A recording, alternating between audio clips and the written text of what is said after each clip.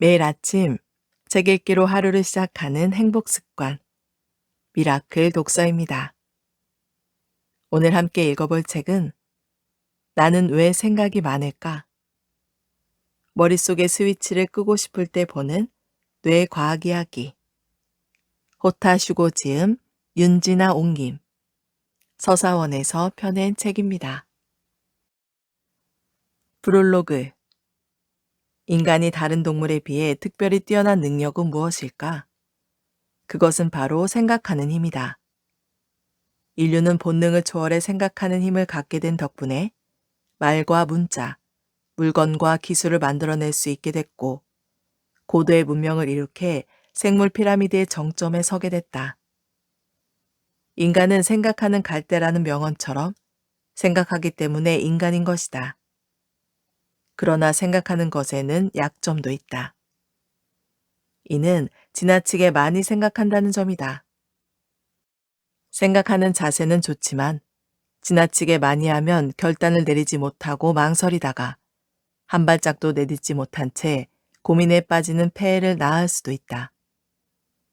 생각을 많이 하면 행동하기 어렵거나 심신의 병을 얻기도 한다. 즉 생각하는 것은 양날의 칼인 셈이다. 합리적으로 판단해 잘못된 선택을 하지 않으려면 생각을 해야 한다. 그러나 생각이 지나쳐 행동이 늦어지거나 부정적인 생각을 갖게 된다면 이런 문제를 어떻게 대처하면 좋을까? 세상에는 생각이 많아 행동하지 못하는 사람도 있지만 생각을 많이 하지 않고 재빠르게 적절한 행동을 취하는 사람도 있다. 행동이 빠르고 판단이 정확하며 좋은 아이디어도 척척 내는 사람을 예로 들어보자.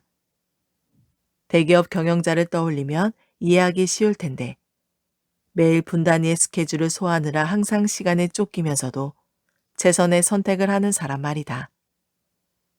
곰곰이 생각하는 것 같진 않지만 그렇다고 운이나 요행만 바라면서 무턱대고 행동하는 것처럼 보이지도 않는다. 행동이 빠르지만 대책이 없거나 무모하지 않고 합리적이다. 이런 사람들은 대체 어떻게 생각하는 것일까? 최근 전 세계적으로 이런 사고와 행동에 관한 연구가 진행 중이다. 심리학, 뇌과학, 언어학, 사회학, 행동경제학 등 다양한 분야에서 생각이 많은 사람과 그렇지 않은 사람의 차이가 밝혀지고 있다. 예를 들면 다음과 같은 연구 결과들이다. 불안과 부정적인 감정은 생각할수록 강해진다. 정보가 많고 시간을 들일수록 사람은 합리적인 판단을 못하게 된다. 잘 있는 사람이나 두루뭉실하게 기억하고 있는 사람이 사고력이 높다. 생각하지 않으려고 애쓰기보다 행동으로 지우는 것이 좋다. 할지 안 할지는 동전으로 정해도 행복도에는 변함이 없다. 생각할 때보다 멍하니 있을 때 뇌가 더 효율적으로 움직인다. 과거를 회상할수록 뇌는 노화된다. 우수한 사람일수록 우수한 사람을 흉내내 행동과 사고를 효율화한다. 페이스북 검색을 멈추고 들어오는 정보를 줄이면 행복도가 높아진다. 이러한 연구 결과를 한마디로 생각을 적게 해야 행동력과 행복감이 커져 일과 인생에 좋은 영향을 준다로 정리할 수 있다. 실로 수많은 연구에서 이 같은 결론을 내놓고 있다. 이 책에서는 생각을 많이 하지 않는 사람의 사고방식을 전 세계 연구기관과 연구자들의 보고를 토대로 설명한다. 총 7장으로 구성됐으며 1장에서는 생각을 많이 하게 되는 이유와 생각을 하지 않기 위한 기본적인 방법을 다양한 학문 분야의 관점에서 소개한다. 2장에서는 행동의 최적화를 주제로 갈등하는 시간을 줄여 신속하고 적절한 판단과 선택하는 방법을 말한다. 3장에서는 불안한 상태에서 벗어나 냉정함을 찾는 방법, 4장에서는 집중력을 높여 생산성을 극대화하는 습관을 알려준다. 5장에서는 긍정적인 행동의 효과와 구체적으로 어떻게 행동하면 좋은지 설명한다. 6장에서는 최신 연구를 통해 밝혀지고 있는 뇌와 몸, 마음의 메커니즘과 행복 및 건강과의 관계. 7장에서는 기분 전환에 좋은 팁을 소개한다. 모든 장애는 연구 결과와 이론에 대한 설명뿐 아니라 구체적으로 어떻게 행동해야 하는지 다양한 예시를 들고 있으니 내용을 읽고 생활에 응용하기 바란다. 현대는 정보의 양이 과거에 비해 압도적으로 많아지면서 정답이 없는 시대가 됐다. 많은 정보를 쉽게 얻을 수 있는 반면 선택지나 고려해야 할 것들이 너무 많아 심플한 것도 더 어렵게 만든다. 많은 정보를 수용하려 하지 말고 이번 기회에 사고를 정리해서 일상생활에 필요한 것, 중요한 것으로 단순화하기 바란다. 생각을 많이 하지 않지만 일의 성취도는 높은 일상을 여러분이 갖게 되기를 바라면서 지금 바로 단순하게 생각하는 방법을 시작해보자. 2장. 행동을 최적화하라. 6. 합리적인 선택. 정보가 많다고 선택을 잘하는 것은 아니다. 인생은 선택의 연속이라는 말이 있다. 그런데 무엇을 선택하는 건 쉽지 않은 일이다. 사람들이 하는 고민의 상당수가 선택을 하지 못해 생기는 고민이라고 한다. 이 장에서는 고민하는 시간을 줄여 신속하게 선택하는 방법을 살펴보겠다. 먼저 어떤 것을 선택해야 할 때 보통 어떻게 하는지 생각해보자. 여러분은 물건을 사거나 업무상 무언가를 결정할 때 어떤 과정을 거치는 게 최선이라고 생각하는가? 대부분의 사람은 정보를 많이 모은 다음 가장 좋다고 생각하는 선택지를 고를 것이다. 하지만 최선의 선택을 하기 위해 정보 수집에 많은 시간을 할애한다면 오히려 안 좋은 선택을 할 수 있다. 대체 무슨 말일까? 네덜란드 심리학자 연구진은 중고차를 이용해 두 가지 실험을 실시했다. 첫 번째 실험에서는 중고차 4대 가운데 한 대만 스펙이 좋은 자동차를 준비했다. 실험 참가자들에게 각 차량의 스펙을 설명한 다음 가장 스펙이 좋은 자동차를 고를 수 있는지 알아보기 위해서였다. 참가자들은 크게 두 그룹으로 나누었다. 잘 생각해서 고르는 A그룹, 고를 시간이 부족한 B그룹. 모든 참여자에게는 중고차의 연비, 엔진 등 4가지 항목을 설명한 뒤 차를 고르게 했다. 그 결과 잘 생각해서 고르는 A그룹의 대다수가 가장 좋은 자동차를 골랐다. 고를 시간이 부족했던 B그룹도 절반 이상이 가장 좋은 자동차를 골랐다. 그러나 이 실험은 몸풀기였다. 진짜는 두 번째 실험이었다.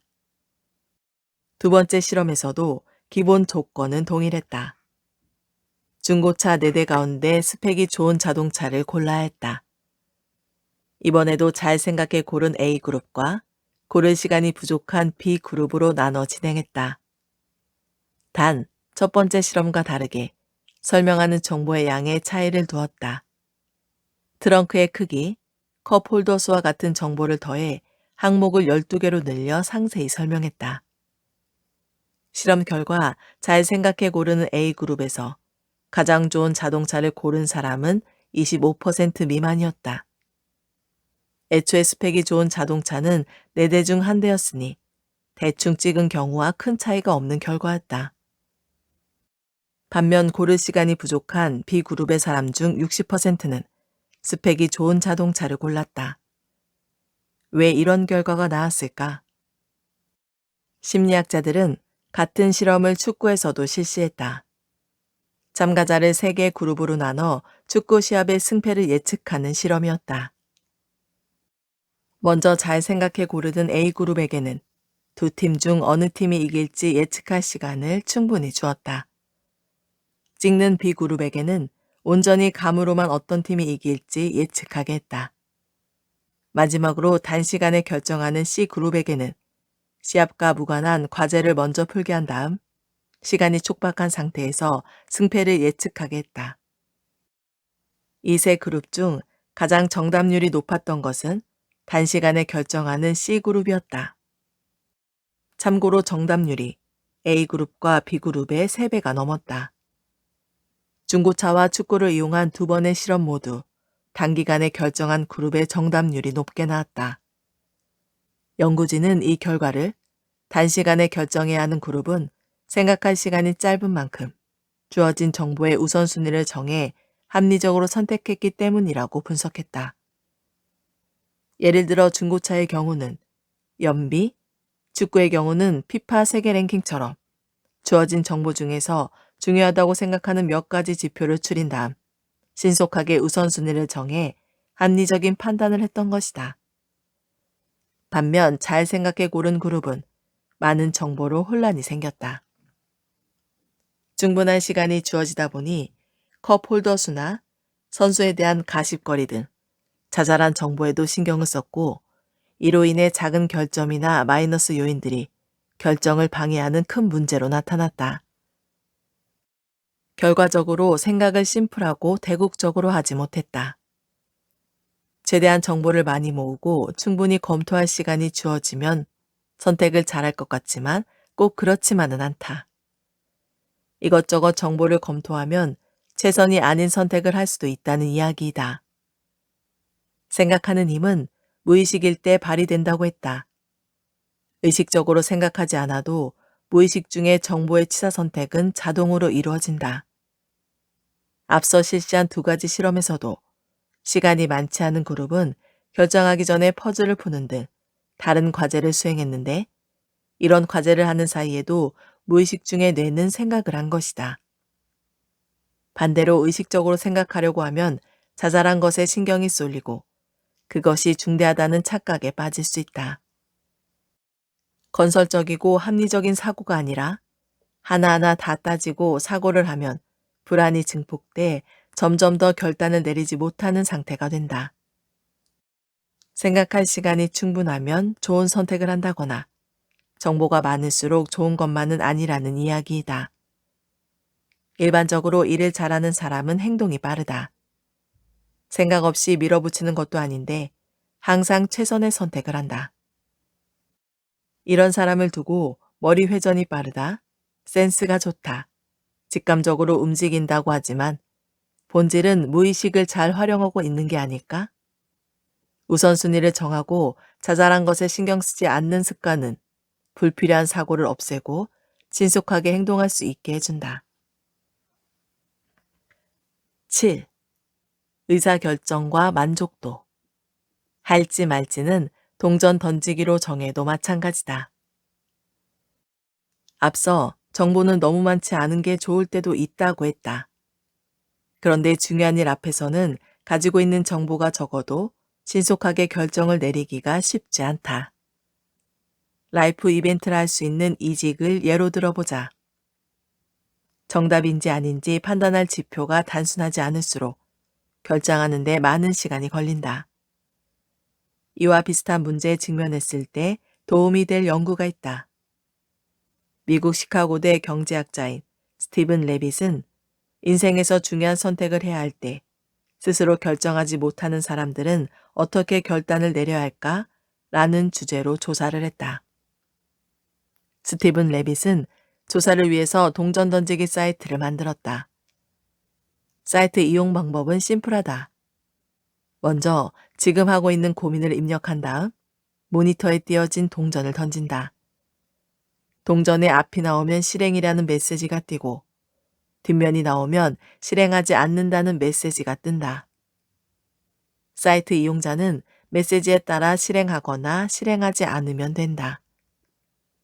스티븐 레빗은 이 사이트를 통해 1년 동안 4,000명의 고민을 수집했고 동전 던지기로 결정된 인생이 어떻게 바뀌었는지 알아보기 위해 이용자를 추적 조사했다. 사이트 이용자들의 고민 중 대다수는 지금 하는 일을 그만둬야 할까 였고 다음은 결혼은 해야 할까 였는데 놀랍게도 이용자의 63%는 동전 던지기 결과에 따라 행동했다. 더 놀라운 것은 동전 던지기 결과를 떠나 고민을 해결하기 위해서 직접 행동을 한 사람은 6개월 후 행복도가 높은 것으로 조사됐다는 점이다. 다시 말해 퇴사를 결심한 사람도 그냥 이대로 열심히 다니고자 결심한 사람도 행복도가 높아졌다는 것이다. 결단을 내려야 하는 문제는 어떻게 결정할지가 아니라 결정할 수 있는지가 중요하다. 어떤 것이든 하겠다고 결정하든 하지 않겠다고 결정하든 일단 결정할 마음을 먹는 것이 결국 인생의 만족도를 크게 좌우한다. 한 커리어 지원 회사가 실시한 설문조사에서는 조만간 이직하고 싶다는 사람이 응답자 중 93%를 차지했다. 경력 관리 차원에서 이직은 아무런 문제가 없지만 단지 그만두고 싶은 데와 같은 애매모호한 상태라면 퍼포먼스를 떨어뜨리는 원인이 된다. 쉽게 결단을 내리지 못하고 고민만 반복한다면 앞으로 3달 동안은 지금 하는 일을 계속하자 라고 기한을 정하고 이후에 그만둘지 말지 선택하는 것도 좋다. 이 실험처럼 동전을 던져서 결정해도 좋다. 전진하지 못하고 멈춰서 있는 것은 생각을 많이 하는 원인 중 하나이다. 부디 전진하기 위해 결단을 내리기 바란다. 어떻게 굴러가도 결국 흘러가는 것이 인생사이니까.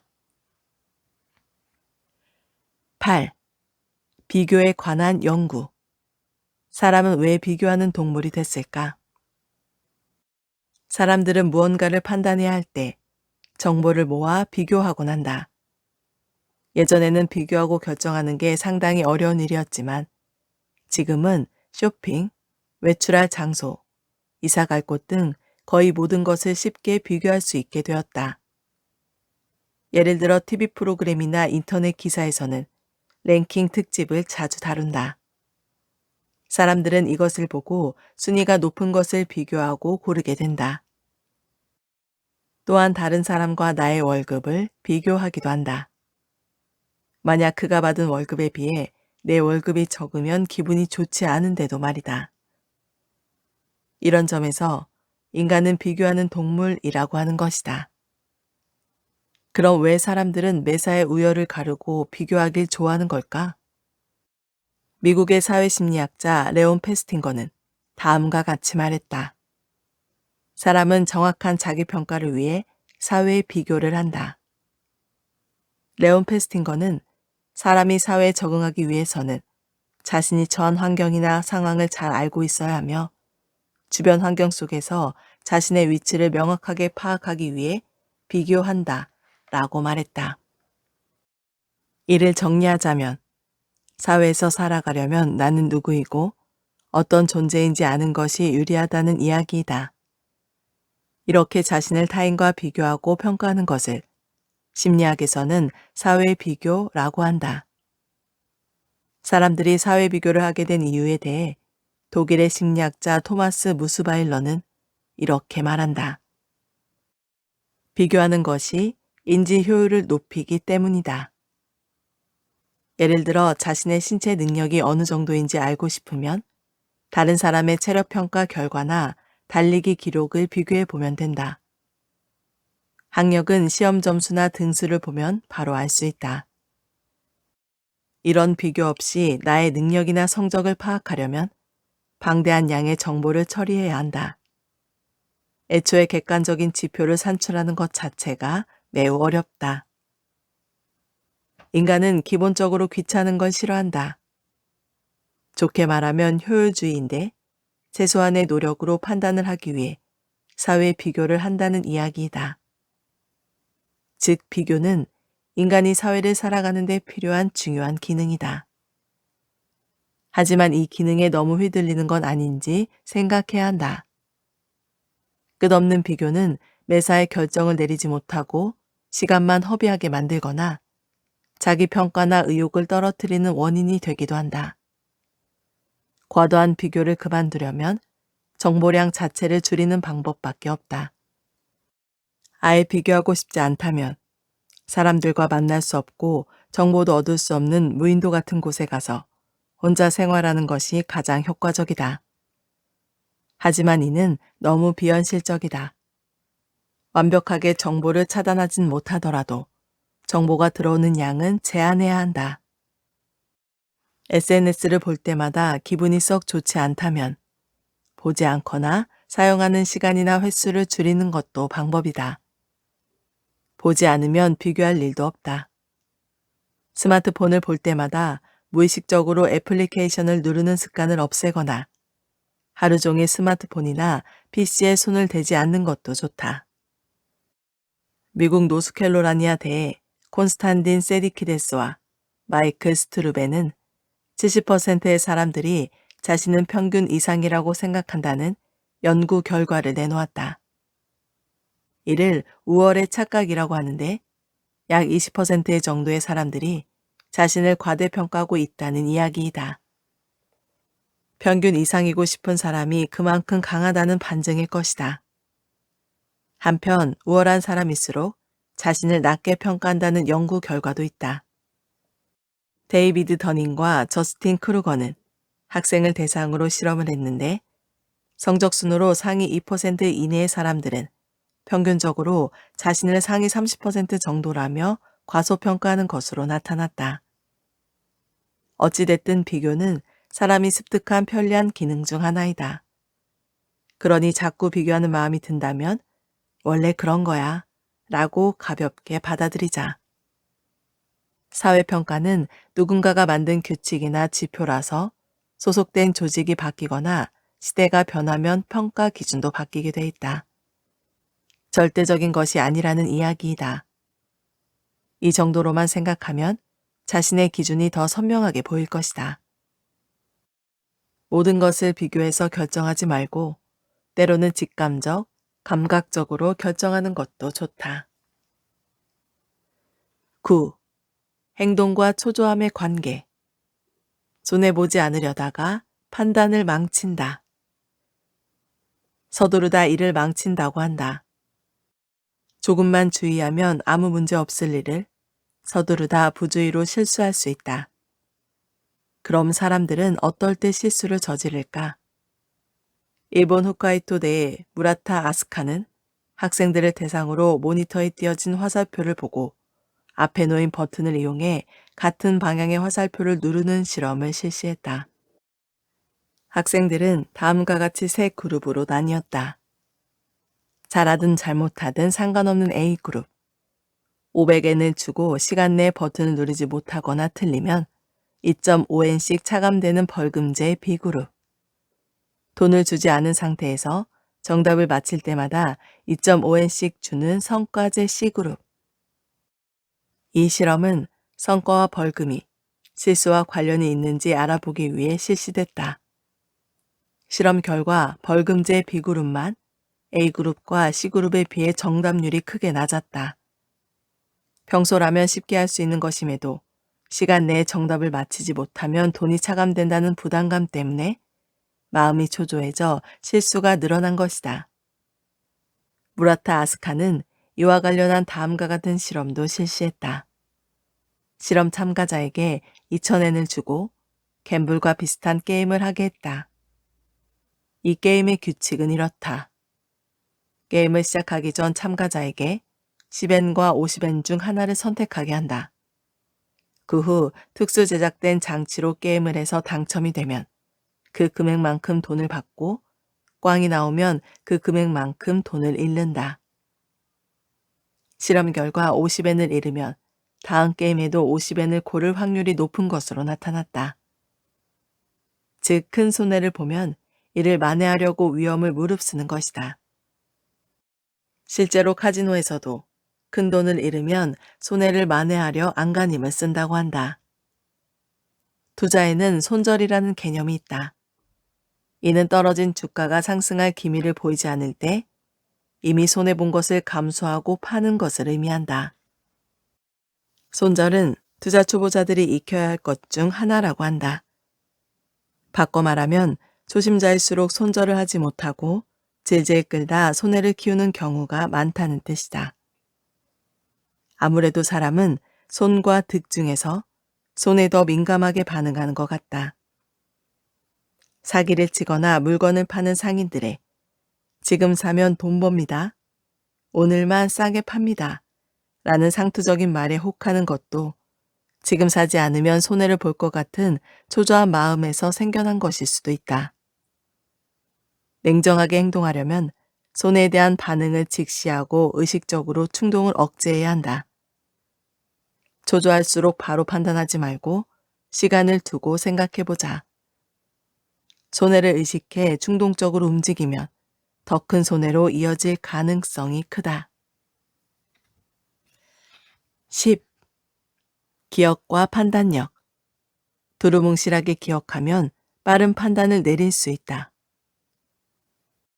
살다 보면 공적이든 사적이든 어려운 판단을 해야 할 때가 생긴다. 이때 판단을 쉽게 잘하는 사람도 있지만 그렇지 않은 사람도 있다. 이 차이는 어디에서 오는 걸까? 그 요인 중 하나로 기억하는 방법을 꼽은 연구 결과가 있다. 캐나다 토론토인대 블레이드 리차드 연구진은 모든 것을 상세하게 기억하지 말고 두루뭉실하게 기억해야 의사결정이 빨라진다고 발표했다. 뇌의 용량에는 한계가 있다. 더 중요한 것을 판단하기 위해서는 뇌의 용량을 비우는 것이 좋은데 이때 세세한 내용을 기억한다면 뇌의 용량이 가득 차게 되고 유연한 사고를 하기 어려워진다고 한다. 42쪽에서 정보량이 적어야 판단을 잘할 수 있다고 한 것과 같은 원리이다. 뇌는 훌륭하게도 세세한 내용을 기억하지 못하더라도 그때 이런 느낌이었지 라며 두루뭉실하게 기억하고 추상화할 수 있다. 즉 비슷한 사건을 축적해 패턴화하거나 법칙화해서 자연스럽게 우선순위를 정해두는 것이다. 학업에도 똑같이 적용할 수 있다. 모든 내용을 통으로 암기하지 말고 중요한 것과 그렇지 않은 것을 그라데이션 느낌으로 나눈 다음 포인트만 기억하는 것이 생각을 많이 하지 않는 요령 중 하나라 할 수 있다. 11. 본능과 사고. 사고를 중시하면 이타적인 행동을 할 수 없다. 사람은 이익을 독점하려는 성향의 사람과 이익을 나누려는 성향의 사람으로 나눌 수 있다. 쉽게 말하면 득실에 따라 행동하는 사람과 그렇지 않은 사람의 차이로 나뉜다는 이야기이다. 이 차이는 어떤 문제에 직면하여 판단을 내려야 할 때 큰 영향을 미친다. 과연 이 차이는 유전자일까? 아니면 성격일까? 일본 다마가와대 사카가미 마사마치 연구진은 실험을 통해 이 두 부류의 뇌의 차이를 밝혀냈다. 실험은 돈이 오가는 게임 형식으로 규칙은 다음과 같다. 참가자들은 각각 받을 수 있는 돈이 정해져 있고 랜덤으로 짝을 지어 진행한다. 참가자에게는 협력한다와 협력하지 않는다의 선택지를 준다. 협력한다를 선택하면 자신이 받을 수 있는 돈에서 일정 금액이 빠져나가게 되고 빠져나간 금액의 2배에 달하는 돈이 짝에게 전달된다. 예를 들어 자신이 가진 돈에서 100엔이 빠져나가면 짝에게 200엔이 전달되는 방식이다. 한편 협력하지 않는다를 선택하면 자신이 받을 수 있는 돈은 지킬 수 있다. 이 게임은 첫 번째 사람이 상대와 협력할지 협력하지 않을지 결정한다. 첫 번째 사람의 짝은 상대방의 선택을 듣고 협력할지 하지 않을지 결정할 수 있다. 흥미로운 점은 A가 협력한다를 선택하더라도 짝인 B는 협력한다 또는 협력하지 않는다를 선택할 수 있다는 것이다. A와 B 모두 협력한다를 선택하면 모두 100엔씩 받을 수 있다. 반면 A는 협력한다, B는 협력하지 않는다를 선택하면 A는 100엔을 손해보게 되고 B는 200엔을 얻을 수 있다. 즉, 협력한다를 선택하면 일시적으로 돈이 줄지만 아무도 배신하지 않고 협력한다를 선택하면 모두가 받을 수 있는 돈을 늘려갈 수 있다. 단, 더 효율적으로 받을 수 있는 돈을 늘리기 위해서는 배신, 협력하지 않는다를 선택해야 한다.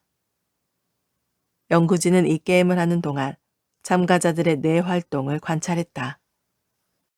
관찰한 부위는 대뇌 심피질의 일부인 배외측전두 전야와 대뇌 변형계의 일부인 편두체이다. 대뇌 심피질은 이성을 담당하는 새로운 뇌이다.